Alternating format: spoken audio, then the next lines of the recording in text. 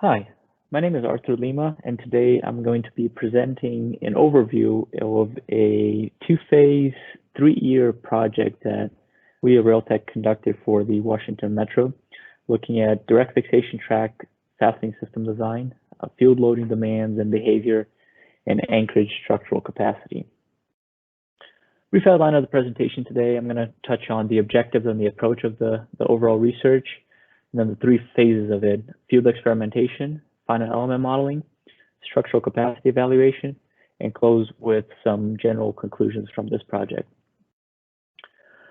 The research motivation: first of all, the mission was to perform a comprehensive study of WMATA's track fastening system and Anchorage design by quantifying typical load environment and response of the existing system, both in the field and in the laboratory, and also developing analytical models to investigate their static and dynamic performance. The key objectives were to quantify field performance, perform a parametric study of the fastening system, and evaluated the structural capacity of the Anchorage system between the fastener and the inverts. The project approach went all the way from literature review to laboratory testing,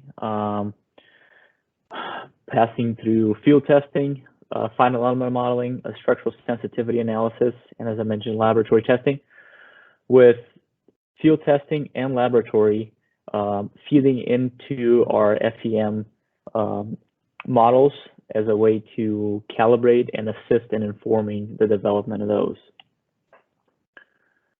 Starting off with field experimentation, the objectives were to quantify the behavior of the system subject to revenue service loads, both loading magnitudes and displacement levels, generate a data set to use for model calibration and validation.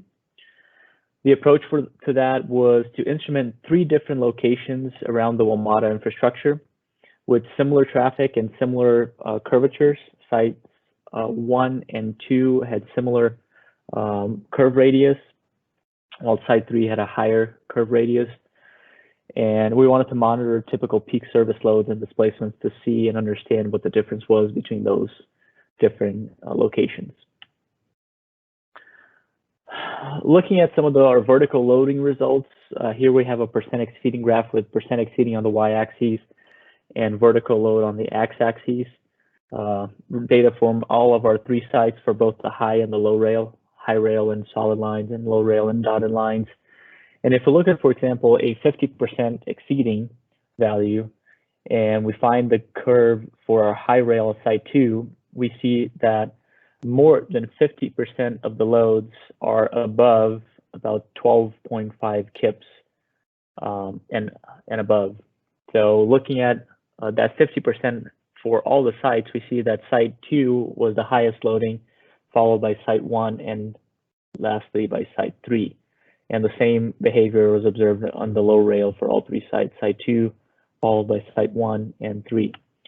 Similarly, for lateral loading, we're able to look at a percent exceeding graph where now, although site 2 is still our highest loading, now we see that the low rail actually sees higher lateral loads than the high rail for site 2, followed by site 3 now and site 1.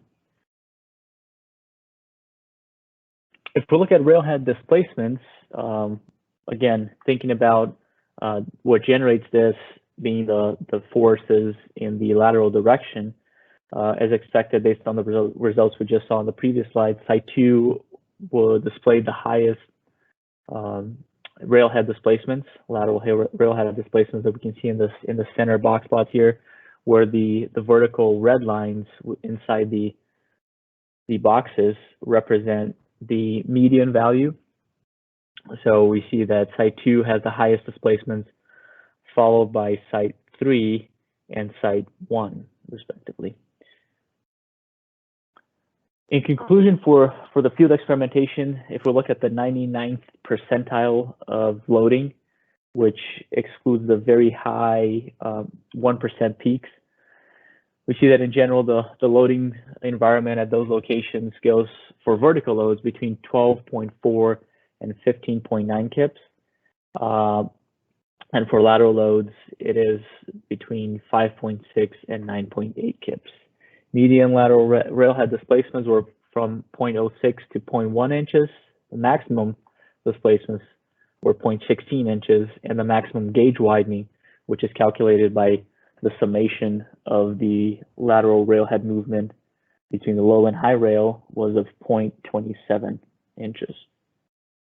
If we look now at our finite element model, the objective was to evaluate the effect of different fastener support conditions and the use of shims and the different shim materials on the performance of the existing fastener. And also, taking that one step further was to try to estimate the fatigue life of those components by way of an FEM stress analysis. The approach taken was to develop both a half-track and a single fastener model to use in our simulations. So first, the half-track model, we see here a 7-fastener representation of the WMATA infrastructure. And if we look closer at each of the fasteners, we see all parts of it: the threaded rod, the hex nut, the lock plate, a shim in the bottom, the 2 parts of the fastener, the top plate and the frame, and also the E-clip for insertion of the toe load of the elastic clip there. We also simulated a variety of different support conditions based on field observations. Support condition A here was a fully pinned, perfect support condition. And then the other 4 represented different types of non-ideal support conditions observed in the field. The lack of field side support, lack of gauge side support, and 2 checkerboard patterns, which were developed based on the observation of failed fasteners retrieved from the field and their wear patterns on the bottom, as you can see here on the right side. First of all, those analyses showed concentrations of stresses around areas of known failures, as we can see here on the pictures on the right side. If we look at quantitatively at those stress values, for von Mises stresses here, looking at the top plate corner, exactly the place where the failures were observed in the previous slide there, we see the different support conditions having a generally small impact on the overall stresses with no shims, and shims mostly increasing the stress concentrations at that location. Now, if we look at the frame, the corner of the frame actually in this case, we see that for support conditions A and D, inclusion of shims tends to increase the stresses. However, for support condition E, and as a reminder, it's the checkerboard support with mostly lack of field support, we see that the addition of shims does improve the stress condition in the frame of the fastener, being that the steel shim, the blue and the green, actually provide a better performance than the HDPE shim. If we look a little closer in developing a single fastener model environment for trying to estimate fatigue life, being able to use more detailed mesh and a more detailed analysis on the single fastener. Here we see a representation of that model where we have the inclusion of the torque on the nut and then the application of vertical and lateral force in this animation. So torque and both vertical and lateral forces. In order to calibrate that model, we conducted some laboratory experiments where we simulated different support conditions as studied in the previous, the original half-track model. We also installed instrumented fasteners with strain rosettes around locations of interest in the fastener and used those information to better calibrate that single fastener model to estimate the fatigue life of some of those components. Looking at some of those results, we see here on the left side the results for the frame, and on the right side the results for the top plate for different support conditions, A, B, and C in red, blue, and yellow. And we also see that the top represents an L over V of 0.5 and the bottom an L over V of 0.7. And in general, what we see is that support conditions A and C have little effect on the fatigue life of the fastener. However, under support condition B, which is the lack of field support, we see a significant reduction in the fatigue life of the frame of the fastener. So concluding our final element modeling, we saw that stress concentrations mimic the condition of failed fasteners observed in the field. Shim conditions, the stresses on the frame can be reduced in some cases by the use of 1/8 of an inch metal shim. And the HDPE shims cause more railhead movement than metal shims, so metal shims tend to be preferred. As far as support conditions, support condition E or C in our fatigue study most mimics the field conditions based on the strength distribution observed. And the fastening system is most liable to fail under this type of support condition due to those high stresses in the frame as we observed. For fatigue life, the reduced expected life is observed mostly under support condition B, which is the lack of field support. And the most impacted components are the frame and the field side threaded rod. Jumping into our structural capacity evaluation, we conducted a comprehensive study of the direct fixation to invert connection system to understand the failure behavior and understand the applicability of some of the ACI methodology and how influential some of those parameters used in that calculation are for this particular application. So this investigation included two parts. First was a structural engineering analysis using the ACI methodology. First, a detailed analysis conducted by Hansen Professional Services and a sensitivity study conducted by UIUC to investigate a wider range of variables than the detailed analysis by Hansen did. Following that, and based on those results, we also developed a laboratory structural capacity evaluation to understand what those capacities are in reality via a laboratory test and compare them to the calculated results from the ACI methodology. That was used to validate and verify the applicability of the ACI calculations and its safety factors for this application in particular. So if we look at one of the example of the sensitivity analysis, in this case, looking at the y-axis adhesive failure capacity and the x-axis different embedment depths, while different curves here represent different thicknesses or different diameters of the threaded rod connection system.